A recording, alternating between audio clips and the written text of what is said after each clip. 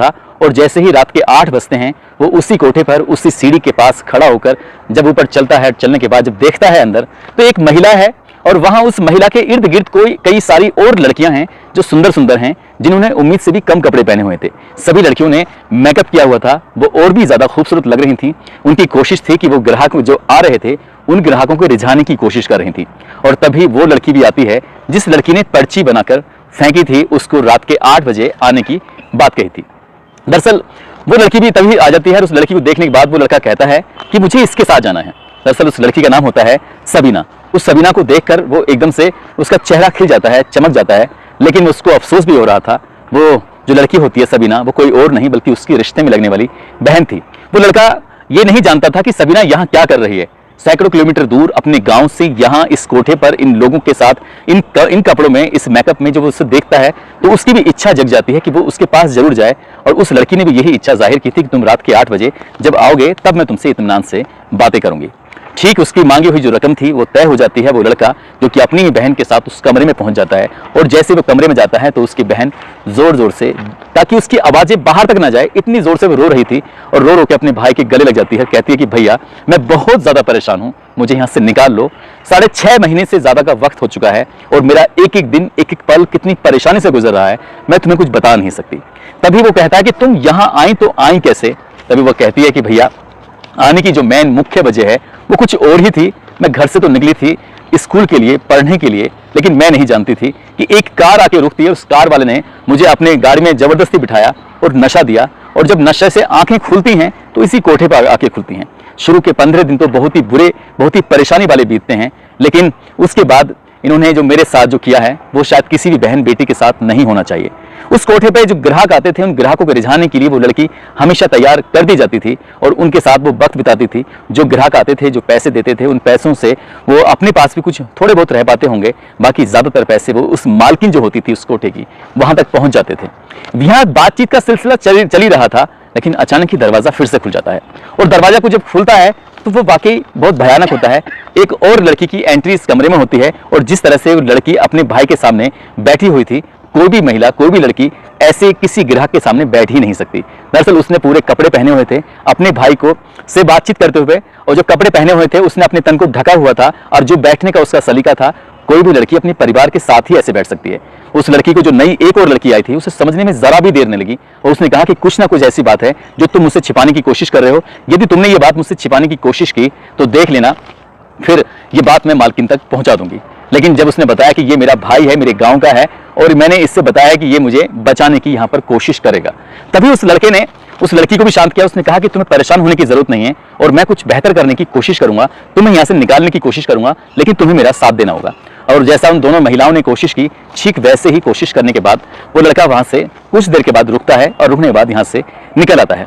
जिस दुकान पर वो दिन में गया था उसी दुकान पर फिर एक बार फिर जाने की कोशिश कर रहा था, क्योंकि जिस जगह पहुंचा था वहां के नौकर से उसकी जान पहचान थी। उस नौकर के पास जाता है और पूरी कहानी अपनी बयां करता है। कहता है कि भैया यहाँ पर मेरी बहन है, वो कोठे पर है, रेड लाइट एरिया में है, कई महीनों से फंसी हुई है, कितने ही ग्राहकों को की वो शोभा बनती है, उसे बचाना है। तब वो लड़का उस लड़की को लेकर उस लड़के को लेकर सीधा पहुंचता है नजदीकी पुलिस स्टेशन और वहां मिलती हैं SHO रश्मि चौधरी, साथ ही DSP संजीव देशवाल होते हैं, और इस जिले की उन दिनों कमान संभाली हुई थी SSP मंजिल सैनी ने। और तभी आदेश दिया जाता है एंटी ह्यूमन ट्रैफिकिंग यूनिट को, और यहाँ से एक टीम गठित की जाती है। और टीम गठित करने के बाद अब यहाँ पर रेड डाली जाती है। जब रेड पड़ती है, रेड पड़ने के बाद कई सारी लड़कियां थी जो यहाँ से निकाली जाती हैं, और इन्हीं में से एक लड़की निकल के आती है। उस लड़की ने जो एक पत्रकार होती हैं, उस पत्रकार को जो अपनी कहानी सुनाई, उस कहानी को सुनने के बाद शायद आप भी हैरान रह जाएंगे। लेकिन ये जो लड़की थी सबीना, उस सबीना ने जाकर अपनी पूरी कहानी बताई, किस तरह से उसके भाई ने उसकी जान बचाई। इसके बाद यहाँ से उस लड़के ने अपने गाँव में फोन किया था और उसके घर वाले, उसके परिवार वाले अपनी बेटी को देखकर जोर जोर से रोने लगते हैं, बिलखने लगते हैं। और ये कहानी जब अखबारों के माध्यम से लोगों को पता चलती है तो वाकई हैरानी ही होती है। लेकिन एक कहानी इसके बाद और शुरू होती है, वो कहानी भी कहीं ना कहीं परेशान करने वाली थी। दरअसल ये कहानी थी एक पश्चिमी बांग्लादेश का एक जिला है बोगरा, और इसी जिले में एक लड़की होती है जिसका नाम होता है शकीला। दरअसल पहली लड़की का नाम भी काल्पनिक था और दूसरी लड़की का नाम भी काल्पनिक ही है, क्योंकि उनकी पहचान बताना उनके लिए सही नहीं होगा, उनके परिवार के लिए सही नहीं होगा। ये लड़की अपने अभी कुछ दिन पहले ही उसकी शादी हुई थी, उसको एक प्यारा सा बेटा भी था। वो अपनी ही एक सहेली के साथ गई थी कहीं बाजार में किसी काम से, और जब बाजार से वापस लौट रहे थे तो वो लड़की गलती से एक गलत गाड़ी में जाकर बैठ जाती है, और गलत गाड़ी में बैठ जाती है क्योंकि शाम का समय था, और वो गाड़ी जब उसके उस घर से उस इलाके से कहीं दूर चली जाती है तब उसे समझ में आता है कि वो कहीं दूसरी जगह पहुंच चुकी है। और वहां से जब दूसरी जगह पहुंच जाती है तो उस गाड़ी को छोड़कर वो उतर जाती है और पैदल ही सफर करने लगती है। तब तक काफी रात हो चुकी थी, जंगल का एरिया था। उस जंगल के एरिया में उसको एक व्यक्ति मिलता है, उससे बहन करके बात कर रहा था कि बहन तुम यहाँ इस जंगल के इलाके में कर क्या रही हो, क्या बात है, तुम्हें यहाँ नहीं होना चाहिए था, ये इलाका बहुत ज्यादा खराब है, बहुत ज्यादा खतरनाक है। तभी वो लड़की कहती है कि भैया मैं करूँ तो क्या करूँ। तो कहता है कि तुम परेशान मत हो, तुम मुझे अपना घर बताओ, अपना इलाका बताओ, मैं तुम्हें तुम्हारे घर तक छोड़ देता हूँ। वो व्यक्ति उसको अपने साथ लेके जाता है, और ले जाने के बाद वो उस रात का सफर करते करते उसने उसे कुछ खाने का सामान दिया, और लड़की उसे कुछ सामान खाते ही बेहोश हो जाती है। उसकी फिर आंखें नहीं खुलती, आंखें खुलती हैं तो अपना देश छोड़कर दूसरे देश यानी कि इंडिया पहुंच जाती है, और इंडिया में भी वो कोलकाता में रहती है। और कोलकाता में उसको लगातार एक ही घर के अंदर, एक ही कमरे के अंदर 3 दिन लगातार रखा जाता है। वहां खाने को कम मिलता था, और लाल रंग की गोलियां थी, वो नशे की गोलियां बहुत ज्यादा मिलती थी। वो लड़की समझ नहीं पा रही थी कि जब भी उसकी आंख खुलती थी तभी उसे पानी के साथ वो गोलियां देते थे। वो कुछ बोलने की कोशिश करते थे तो बेवजह उसको पीटना शुरू कर दिया करते थे, उसके मुंह से कोई आवाज निकलने भी नहीं दे रहे थे। वो इतने जालिम तरीके से उसके साथ पेश आ रहे थे। वो लड़की इतनी बुरी तरह से डर जाती है। उसको बताया जाता है कि अब तुम बांग्लादेश में नहीं हो बल्कि इंडिया में हो, यदि तुमने यहां से भागने की कोशिश की तो पुलिस तुम्हें पकड़ लेगी, और पकड़ने के बाद दूसरे देश में बिना किसी पासपोर्ट के, बिना किसी वीजा के तुम्हें एंट्री करने में जेल हो जाएगी, और हमेशा हमेशा के लिए तुम जेल में सड़ती रहोगी। उसके बच्चे के बारे में पूछा जाता है, उसके पति के, उसके परिवार के बारे में पूछा जाता है। बताती है, वो खुद भी गुहार लगाती है, मेरा एक बच्चा है, उसका कैसा क्या होगा। तो वो लड़की, उसका भी रो रो कर बुरा हाल था, लेकिन जब उसने सोचा कि यहाँ अगर वो भागने की कोशिश करेगी तो वाकई भारत की पुलिस उसे पकड़ लेगी। 3 दिन तक वो लड़की जब उसे ठीक से उनकी बात मानने लगती है, 3 दिन के बाद वो लड़की यहां से फिर पहुंच जाती है बंबई में, और बंबई में जाने के बाद जो उसके साथ होता है उसने उसकी कल्पना ही नहीं की थी। अब यहां पर वो देखती है कि एक बाजार है, उस बाजार में एक नहीं सैकड़ों ऐसी लड़कियां हैं जिनके तन पर कपड़े कम होते थे, और कम कपड़े होने की वजह से ही वो ग्राहकों को रिझाती थी, और ग्राहकों को रिझाने की वजह से ही उनको पैसे मिलते थे, और वो पैसे उस कोठे के मालिकों को जाते थे।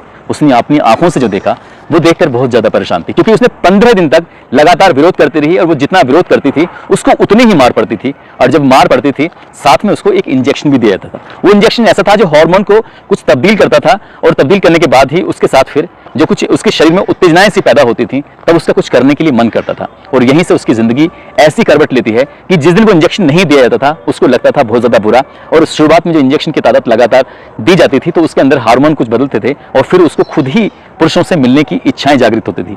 वो अकेली लड़की नहीं थी, जिस कमरे में, छोटे से कमरे में रहती थी, वहां 10-20 लड़कियां इसी तरह से अलग अलग एरियो की होती थी। कोई पश्चिम बंगाल की है, तो कोई बिहार की है, कोई यूपी की है, तो कोई राजस्थान की है, तो कोई हरियाणा की है। इसी तरह की लड़कियां उन छोटे छोटे कमरों में एक भूसे की तरह भरी होती थी। हर लड़की को इंजेक्शन दिया जाता था, और इंजेक्शन देने के बाद फिर वो लड़की अपने काम पे लगती थी। काम भी ऐसा जिसको देखकर शायद सुनकर आपके भी रोंगटे खड़े हो जाएंगे। एक एक लड़की से सुबह 10 बजे से लेकर रात 11 बजे तक कभी 80 लोग मिलते थे, तो कभी 100 लोग मिलते थे, कभी 130 लोग मिलते थे, कभी कभी संख्या कम रहती थी, कभी ज्यादा रहती थी। एक महिला अपने ही पुरुष के साथ, अपने ही पति के साथ जब शारीरिक संबंध बनाती है तो उसको लेकर भी कई बार वो परेशान हो जाती है। जरा सोचकर देखिए कि एक महिला एक साथ सुबह से लेकर शाम रात तक वो 100 से ज्यादा लोगों के साथ अगर शारीरिक संबंध बनाएगी तो उसकी हालत क्या हो जाएगी। उस लड़की ने लगभग यहाँ पर 3 महीने गुजारे जो मुंबई के अंदर, और यहाँ से उसको भेज दिया जाता है सीधा दिल्ली की तरफ। दिल्ली में आती है जीबी रोड पर, रेड लाइट एरिया में, तो स्थिति और भी ज्यादा भयानक मिलती है। और यहाँ पर अलग अलग प्रदेश की, अलग अलग इलाकों की, अलग अलग शहरों की लड़कियां होती हैं, कम उम्र की लड़कियां होती हैं। उन लड़कियों को लाल रंग की दवाइयों के साथ साथ हार्मोन के बदलने के इंजेक्शन भी दिए जाते थे। और उस लड़की ने यहाँ पर लगभग अब 6 महीने का वक्त गुजारा, और 6 महीने का वक्त गुजारने के बाद 3 महीने पहले ही वो आई हुई थी। उसका घर, उसका परिवार, उसने बिल्कुल उम्मीद छोड़ चुकी थी कि अब जहां है, जिस हालत में है, शायद कभी अपने घर नहीं जा पाएगी। ऐसे ही धीरे धीरे वक्त गुजरता है। हर दिन सैकड़ों की संख्या में ग्राहक आते थे, उन ग्राहकों को खुश भी करना पड़ता था, और जैसे जैसे उसका शरीर में बदलाव हो रहे थे वैसे वैसे ग्राहक भी ज्यादा आते थे। लेकिन वक्त जब आगे बढ़ता है तो लड़कियां भले ही चाहे खुश अंदर से हैं नहीं है, लेकिन उन्हें जानबूझकर खुश होने की एक्टिंग भी करनी पड़ती थी। जीबी रोड से उसका फिर ट्रांसफर हो जाता है मेरठ के रेड लाइट एरिया में, जो कि कबाड़ी बाजार के नाम से भी जाना जाता है। और वो लड़की पहुंच जाती है कबाड़ी बाजार में, और कबाड़ी बाजार में जाने के बाद वहां उसकी मुलाकात होती है सबीना से। सबीना की कहानी सुनने के बाद उसको भी लगा कि इस लड़की के साथ कितना गलत होता है, कितना बुरा होता है। लेकिन सबीना की समझदारी ने, सबीना की होशियारी ने न केवल खुद की जान बचाई बल्कि ऐसी कई लड़कियों को उस कोठे से बाहर निकाला। और बाहर निकालने के बाद उस लड़की ने कभी सोचा नहीं था, फिर उसके बाद जो पुलिस की कार्रवाई होती है, पुलिस ने उस लड़की को भी उसके घर वालों तक पहुंचाने की पूरी कोशिश की। जब 1.5 साल के बाद वो लड़की अपने उस बेटे से मिलती है और उस बेटे से मिलने के बाद उससे बातचीत करने की कोशिश करती है तो उसकी आंखों में खुशी के आंसुओं के अलावा और कुछ था ही नहीं। वो लड़की जब पत्रकारों से बातचीत करती है तो वो कहती है कि हर रेड लाइट एरिया में आने वाली हर लड़की की कहानी एक जैसी ही होती है। बस कोई घर से निकलती है तो अपना भविष्य बनाने के लिए, कोई घर से निकलती है तो नौकरी पाने के लिए, कोई घर से निकलती है तो कुछ नया कुछ करने के लिए। लेकिन बाहर की दुनिया जो उन्हें बहुत अच्छे लोग लगते हैं, उन्हें ऐसा लगता है कि बहुत ही सुलझे हुए, समझदार, इतने अच्छे, वो पहले इतना अपनापन दिखाने की कोशिश करेंगे। जैसे क्या उस लड़की जो बांग्लादेश में उसके साथ होता है, उससे सामने जो लड़का मिलता है वो ये दिखाने की कोशिश कर रहा है कि जमाना बहुत खराब है और तुम इस तरह से रात में अंधेरे में ऐसे कैसे घूम रही हो, इसलिए तुम्हें मेरे साथ होना चाहिए, मैं तुम्हें तुम्हारे घर तक पहुंचा दूंगा। ऐसे ही ज्यादातर लड़कियां होती हैं जिनको बहुत ज्यादा प्यार दिखाकर, बहुत ज्यादा दोस्ती करके, आजकल सोशल मीडिया पर भी कुछ ऐसे ही चल रहा है, चाहे व्हाट्सएप के माध्यम से हो, सोशल मीडिया के माध्यम से हो, चैट के माध्यम से हो, ऐसे ही लड़कियों को जो कम उम्र की लड़कियां होती हैं उन्हें प्यार के झूठे जाल में फंसाकर उन्हें इसी तरह से बेचकर ये लोग अपना धंधा चलाते हैं। ये बताया जाता है कि सर्वे के अनुसार कि भारत के अंदर लगभग 28 लाख लड़कियां ऐसी हैं जो वेश्यावृत्ति के अलग अलग धंधों में पड़ी हुई हैं। वो अपनी मर्जी से नहीं आई थी, लेकिन उनको जबरदस्ती इसमें डालकर फिर उनको उनकी गैर मर्जी को ही मर्जी में तब्दील कर दिया गया है। दोस्तों, इस घटनाक्रम को सुनाने का उद्देश्य किसी को परेशान करना नहीं है, किसी का दिल दुखाना नहीं है, बल्कि आपको जागरूक करना है, आपको सचेत करना है। और इसकी कहानी के लिए मैं स्पेशल रूप से धन्यवाद दूंगा अमर उजाला की डिंपल सिरोही हैं, जो कि मेरठ यूनिट में काम करती हैं। उनके माध्यम से मुझे ये स्टोरियां पता चल सकी हैं और ये स्टोरी आपको उम्मीद करता हूं बहुत ज्यादा पसंद आई होगी। और जिस तरह से उस लड़के ने अपनी बहन को बचाया था वो वाकई अपना आप में काबिल तारीफ है। और मैं डिंपल सिरोही जी को फिर से धन्यवाद दूंगा, इन्होंने मुझे सजेस्ट किया कि इस कहानी को आप जरूर पढ़िएगा। दोस्तों, आप सब लोग अपना ख्याल रखें, सुरक्षित रहें। जय हिंद, जय भारत। अगर अभी तक आपने इस चैनल को सब्सक्राइब नहीं किया तो सब्सक्राइब जरूर कर लीजिए और लाइक शेयर जरूर कर दीजिएगा। और बाकी भी इस चैनल पे जितनी भी कहानी है जाकर जरूर सुनिएगा, बहुत अच्छी कहानी है। और उस्मान सैफी सर का कहानी का तो कोई जवाब ही नहीं है।